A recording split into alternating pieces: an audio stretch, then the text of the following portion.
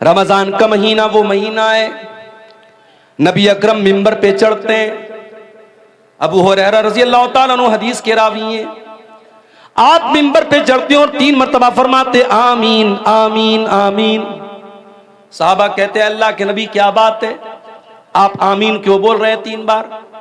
आपने कहा जब मैंने मिंबर की पहली सीढ़ी पर कदम रखा, जिब्रील आए और उन्होंने कहा कि जो इंसान रमजान का महीना पाए फलम युगफर लहू, और उसकी बख्शिश न हो सके, फकद अबदहुल्लाह, अल्लाह ताला अपनी रहमत से दूर कर दे उस इंसान को, बर्बाद हो जाए वो इंसान जो रमजान का महीना पाए और अपनी बख्शिश न करवा सके। जिब्रील ने ये बद्दुआ की और मुझसे कहा कि आमीन कहो, तो मैंने आमीन कहा।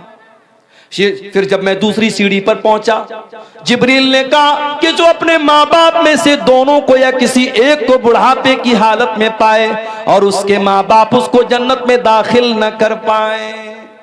बड़ा मसला है मेरे भाई। माँ की तरफ से आज मदरसे में चंदा देने को हम तैयार हैं, बाप की तरफ से मस्जिद बनवाने को तैयार है, ट्यूबवेल बनाने को तैयार है। माँ जिंदा होती है तो माँ के ऊपर 5 रुपया खर्च करने में भी हमारा दिल घबराता है। बाप जिंदा है तो बाप को 100 रुपया देने में भी हमारी जान निकलती है। और माँ के मरने के बाद और बाप के मरने के बाद बड़ी मोहब्बत हमारे दिल में पैदा हो जाती है और मस्जिदें बनवाते हैं, मदरसे बनवाते हैं। माफ करना मेरे प्यारे साथियों, जितना खर्च आप माँ बाप के मरने के बाद उनको सवाब पहुंचाने के लिए करते हैं, अगर उनकी जिंदगी में उतना खर्च करते तो शायद आप जन्नत में चले जाते।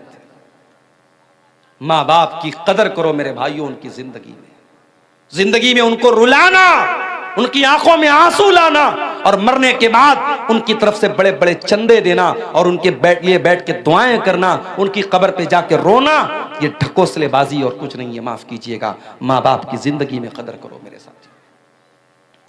जिसको बुढ़ापे में माँ बाप मिले और माँ बाप उसको जन्नत में दाखिल न कर पाए, अल्लाह के नबी कहते, जिब्रील ने कहा अबअदहुल्लाह, अल्लाह ताला ऐसे इंसान को अपनी रहमतों से दूर कर दे।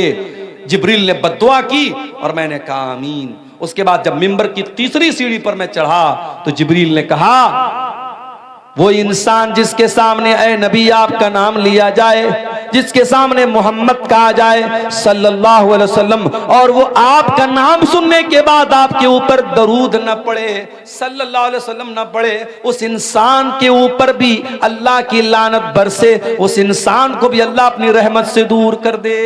जिब्रील ने यह बद्दुआ की और मैंने आमीन कहा।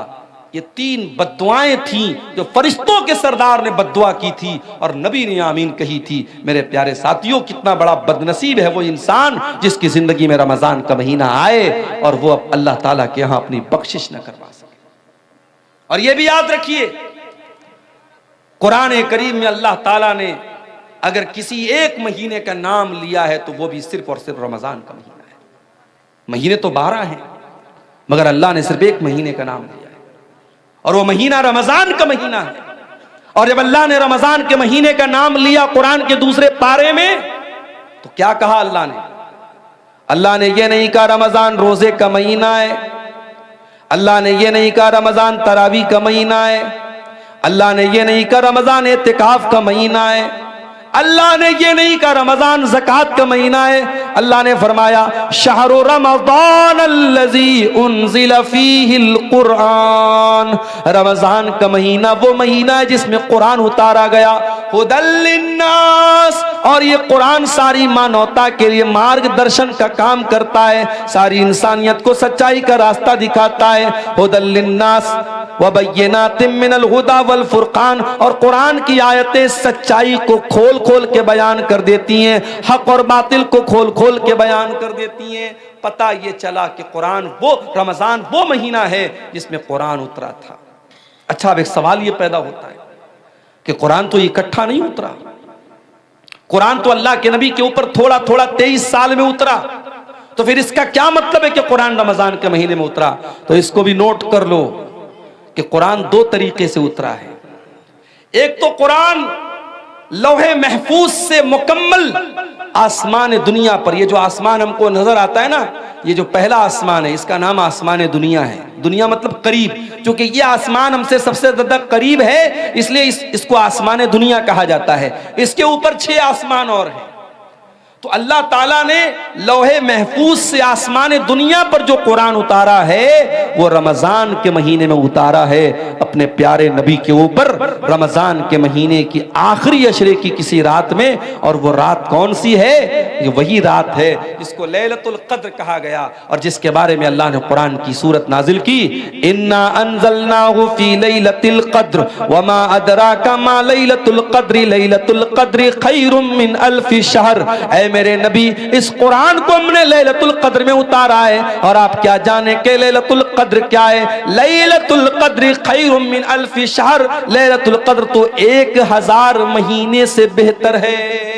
तो एक तो कुरान अल्लाह ताला के यहां से आसमान पर उतरा, फिर वहां से थोड़ा थोड़ा करके हमारे नबी के ऊपर उतरा है। इसलिए अल्लाह कह रहा है कि रमजान का महीना वो महीना है जिसमें कुरान उतारा गया है। और आज अफसोस की बात है, हमारा वो नौजवान जो 24 घंटे में हजारों बार मोबाइल खोलता है कि व्हाट्सएप पर किसका मैसेज आया, इंस्टा पर किसका मैसेज आया, फेसबुक की पोस्ट को कितने लोगों ने लाइक कर लिया और इंस्टाग्राम के फोटो को कितने लोगों ने लाइक कर लिया, व्हाट्सएप के स्टेटस को कितने लोगों ने देख लिया। एक एक मैसेज को पढ़ता है, एक एक लाइक को देखता है। लोगों के लाइक की इतनी परवाह करने वाला इंसान, शायद इतनी मर्तबा तूने कुरान को पढ़ा होता तो अल्लाह तुझे लाइक कर देता।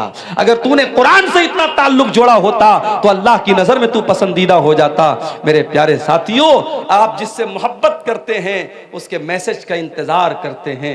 अगर आप अब्दुल गफ्फार साहब से मोहब्बत करते हैं और आपने उनको मैसेज किया है और आपके मैसेज को उन्होंने ओपन तक नहीं किया, खोला तक नहीं, और आपसे 1 साल के बाद अब्दुल गफ्फार साहब मिले और कहा कि अरे यार क्या हाल चाल है, दोस्ती का आपको जो है दम भरने की कोशिश की और दोस्ती का नाम लिया, तो आप गुस्से में कहेंगे कि अरे भाई जाओ, आप तो इतने बड़े इंसान हैं कि आपने मेरा मैसेज तक खोल के नहीं देखा, आप क्या दोस्ती की बात करते हैं।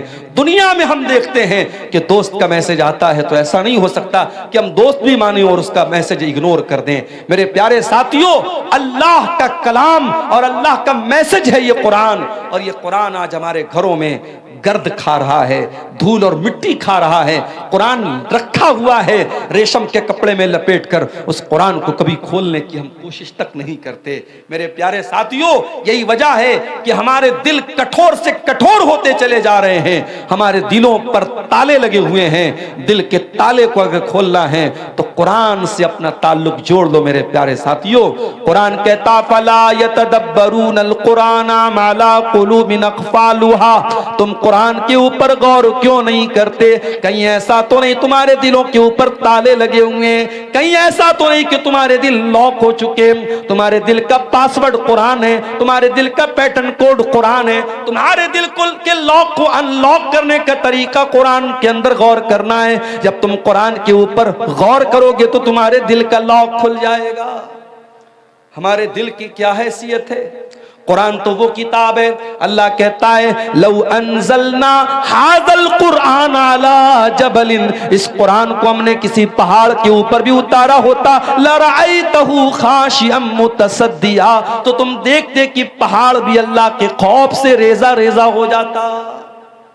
तरावी पढ़ाने वाले को कितना पैसा देते हो? बाज़ जगहों पर तो साहब मसला लोग पूछते हैं, मौलवी साहब तरावी पढ़ाने वाले को पैसा देना जायज है कि नहीं? अच्छा,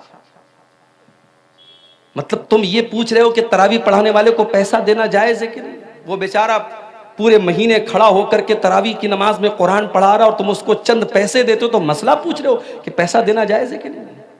शर्म आनी चाहिए और चुल्लू भर पानी में डूब मरना चाहिए। फ्री है। झाड़ू लगाने वाला भी आपके मोहल्ले में आता है तो उसकी तनख्वाह लेता है। ऐ मुसलमान, तूने सबसे हकीर समझा है तो कुरान को समझा है। कुरान पढ़ने पढ़ाने वाले का उसने पैसा मांग लिया तो जान निकलती है तेरी। पिछले साल एक न्यूज मैंने पढ़ी थी, गुजरात में अहमदाबाद में एक हाफिज साहब ने तरावी की नमाज पढ़ाई थी। उनको वहां की जो मस्जिद के मुसल्लियान थे, किसी ने खुश होकर के 4 व्हीलर दे दी थी। 4 व्हीलर की चाबी के साथ हाफिज साहब का फोटो आया था। हमारे यहाँ तो लोग सुन करके साहब बेहोश हो जाएंगे, अरे तरावी पढ़ाने वाले को 4 व्हीलर मिल गई। तरावी पढ़ाने वाला, कुरान पढ़ने वाला, कुरान पढ़ाने वाला तुम्हारी नजर में हकीर होगा, मेरे रब की नजर में वो हकीर नहीं है। मेरे प्यारे साथियों, मेरे रब की नजर में कुरान पढ़ाने वाले का इतना ऊंचा मकाम है।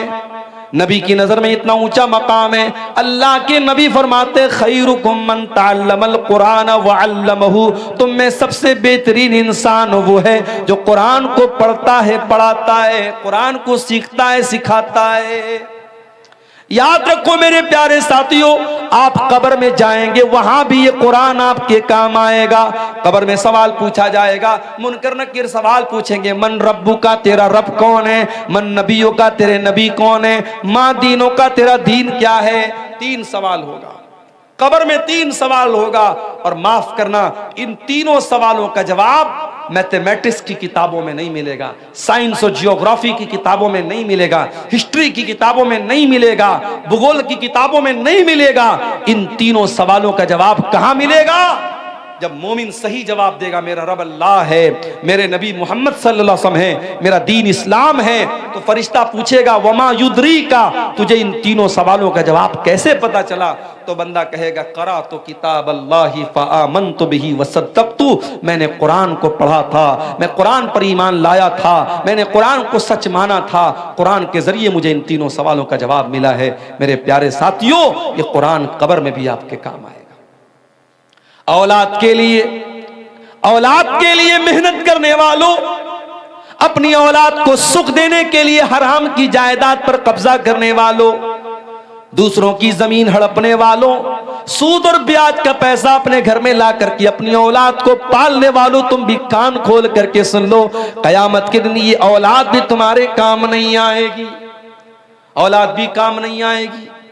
कुरान कहता है यौम यफिरुल मरउ मिन अखी व उम्मिही व अबी व साहिबतिही व बनी, कयामत के दिन इंसान अपनी माँ को देख करके भागेगा, अपने बाप को देख करके भागेगा, अपनी बीवी को छोड़ करके भागेगा, अपने भाई को छोड़ करके भागेगा, अपनी बीवी बच्चों को छोड़ करके भागेगा, अपनी औलाद को छोड़ करके भागेगा। क्यों भागेगा? लिकुल्लि इम्रिइम मिनहुम यौमइज़िन शानुन, इसलिए कि कयामत के दिन किसी के पास इतनी फुर्सत नहीं होगी कि वो दूसरे का हाल चाल ले।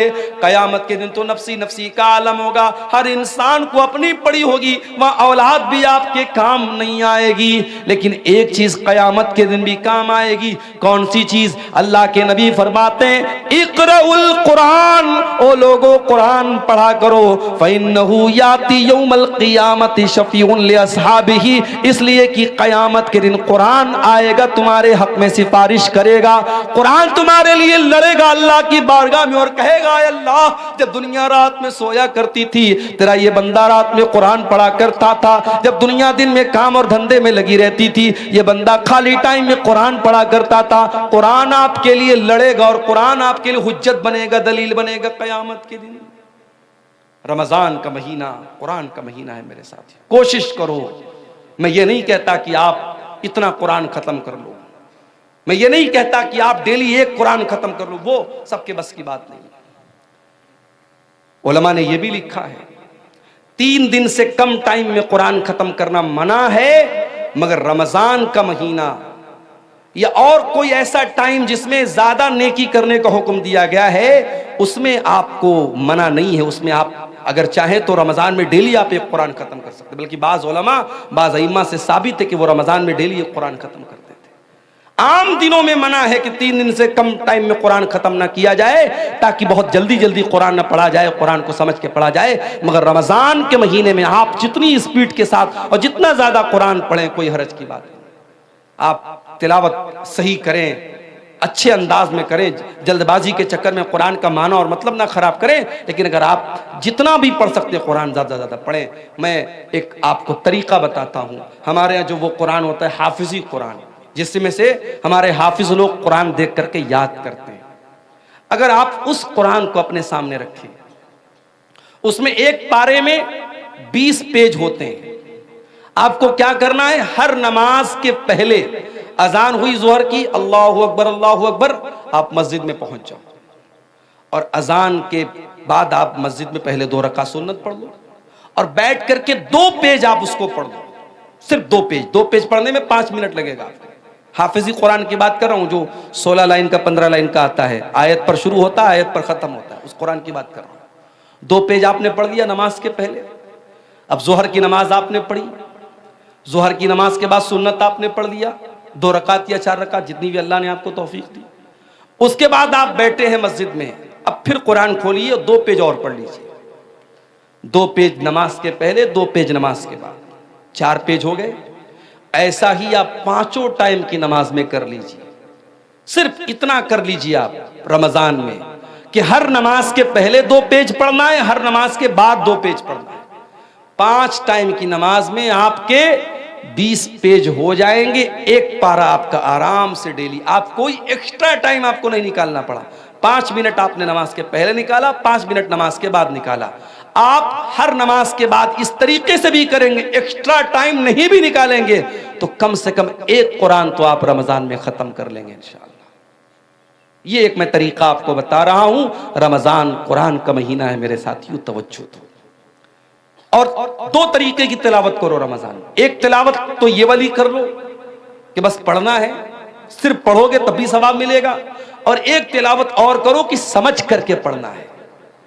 अल्हम्दुलिल्लाहि रब्बिल आलमीन, अब ये आयत आपने पढ़ी, अब नीचे तर्जमा पढ़ लो। तमाम तारीफें अल्लाह के लिए हैं जो सारे जहान का रब है। फिर हो सके तो कोई तफसीर पढ़ लो, तफसीर इब्ने कसीर आती है उर्दू में, वो देख लो। अहसनुल बयान उर्दू की बहुत अच्छी तफसीर है, उसको देख लो। अगर कोई किताब नहीं पढ़ सकते, मोबाइल पर ऐप आता है तफसीर का, अहसनुल बयान का ऐप भी आता है, ऐप से पढ़ लो। धीरे धीरे एक एक आयत की तफसीर जितना टाइम निकाल सकते हो पढ़ो। कुरान पढ़ने का और कुरान पर गौर करने का महीना है रमजान का। ये 2 काम हमें और आपको करना है मेरे साथ। और आगे बढ़िए। सीमांचल के इलाके में बैठा हूं मैं। जब तक मौलाना अजीजुर रहमान साहब यहां आकर के तरन्नुम के साथ बंगला जबान में दुआएं न करें, मदरसे को चंदा नहीं मिलेगा। कई जगहों पर लोगों ने मुझसे कहा मौलाना आप चंदा कीजिए, मुझे चंदा करना आता नहीं। और मैं वो लंबी लंबी ये जो दुआएं देते हैं दान देने वाले को तरन्नुम के साथ बंगला जबान में, अल्लाह ताला बिल्कुल जन्नतुल फिरदौस में पहुंचा देते, वह पहुंचा भी नहीं सकता मैं। तो अब ये जो मिजाज हमारा बना है कि जब तक दुआ नहीं करेगा सामने वाला, ऐलान नहीं करेगा माइक से, तब तक हम चंदा नहीं देंगे। ये मिजाज भी बदलने की जरूरत है। जरूरी नहीं है कि हर बात का माइक में ऐलान कराया जाए। बनारस में एक मस्जिद बन रही है हमारे मोहल्ले के करीब में। एक अल्लाह का बंदा आया, नमाज उसने पढ़ी, उसने ऐलान सुना कि यह मस्जिद की तामीर का काम चल रहा है। मस्जिद की कमेटी के जिम्मेदार के कान में धीरे से उसने कहा मौलाना साहब मस्जिद की तामीर में जितना छड़ लगेगा मैं देने को तैयार। कोई ऐलान नहीं हुआ, कोई माइक पर लंबी चौड़ी दुआएं उसके लिए नहीं की गई। उसके दिल में अल्लाह ने यह बात डाली मस्जिद बन रही है, जितना छड़ लगेगा मेरी तरफ से लगेगा, जितना सरिया लगेगा मेरी तरफ से लगेगा। कोई अल्लाह का बंदा आता है कहता जितने सीमेंट लगेंगे मैं दे दूंगा। काम इस तरीके से होता है मेरे प्यारे साथियों। आज हमारे अंदर अगर किसी चीज की कमी है तो इखलास की कमी है। किसी गरीब को राशन का किट भी हम देते हैं ना, तो फोटो खींचते हैं और अखबार में डालते हैं कि हमने एक गरीब की मदद की। गरीब की मदद तुमने क्या की? तुमने गरीब की इज्जत को नीलाम कर दिया। जिस गरीब को तुमने कैमरे के सामने फोटो खींच करके मीडिया पे डाला है, उस गरीब की क्या इज्जत नहीं है? क्या उसकी कोई इज्जत नफ्स नहीं, उसकी कोई खुददारी नहीं है? किसी की मदद करने के नाम पे उसकी इज्जत को नीलाम करते हो। किसी जमाने में मुहावरा तक कहावत थी, नेकी कर दरिया में डाल। अब कहावत बदल गई, अब नेकी कर फेसबुक पर डाल, नेकी कर यूट्यूब पर डाल, नेकी कर स्टेटस पे डाल। अब तो साहब खाने काबा का तवाफ भी हो रहा तो वहां भी सेल्फी ले रहे हैं। अब एक ही चीज की सेल्फी बची है, अब्बा मर जाए तो उनकी लाश के साथ भी सेल्फी ली जाए। अब वो भी लोग लेना शुरू कर दिए हैं, अपने मरे हुए बाप के साथ भी लोग सेल्फी ले रहे हैं। अल्लाह माफ करे हम सब। नुमाइश का दौर है, शोहरत का दौर है, रियाकारी का दौर है। रमजान का महीना हमें ये सबक भी सिखाता है मेरे साथियों कि कुछ इबादतें ऐसी भी होनी चाहिए जो हमारे और अल्लाह के बीच में होनी चाहिए। और रोजा ऐसी ही एक इबादत है। सुबह फजर के टाइम आपने सहरी खाई, जो भी आपने सहरी खाई, मैं नहीं जानता आपके सीमांचल में क्या क्या खाते हैं। हो सकता है कुछ लोग गोश्त भी खाते हो, सब्जी भी खाते हो, रोटी चावल भी खाते हो। जो भी आपने सहरी के टाइम खाया, जोहर की अजान हो गई, जाहिर है 4 बजे आपने सहरी खाई थी, 12:30 बजे जोहर की अजान हो रही है। 8 घंटे का टाइम गुजर चुका है, 8.5 घंटे का। मार्च का महीना चल रहा है, गर्मी का आलम है। आप मस्जिद में आए, आपने वजू करने के लिए पानी से अपने हाथों को धोया, चुल्लू में पानी लिया, मुंह में डाला, हलक सूख रहा है।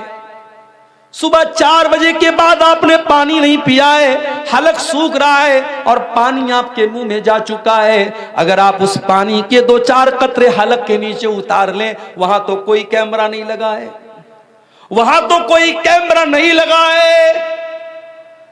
लेकिन हां, एक बात आपसे यह भी कहना चाहूंगा, जिसके दिल में अल्लाह का डर ना हो, वो खाने काबा में जाके, मक्का में जाकर के भी वहां पर भी वो गंदा काम करता है। अभी कल एक साहब ने मुझको बताया कि खाने काबा के पास जो लोग तवाफ करते हैं, अगर दूसरे का सामान वो उठा लेंगे, उनको ये लगेगा लाखों की भीड़ है, कौन देखने जाता है, मगर हजारों कैमरे हरम में लगे हुए हैं, हजारों कैमरे लगे हुए हैं और पूरा कंट्रोल रूम मौजूद है और हजारों वहां सीआईडी के लोग और सीबीआई के लोग और पुलिस के लोग उन कैमरों पर नजर रखते हैं। अगर आपने दूसरे का सामान उठाया तो पुलिस फौरन कैमरे से आपको देख लेगी और आपसे पूछताछ हो सकती है, और दूसरे का सामान आपने अगर जानबूझ करके ले लिया है तो आप पकड़े जा सकते हैं। इसलिए जो लोग हज करने जाते हैं, उमरा करने जाते हैं, उनको यह सिखाया जाता है कि हरम में कोई भी सामान आपका अपना सामान है तो अलग बात है, किसी का कोई सामान छूने की कोशिश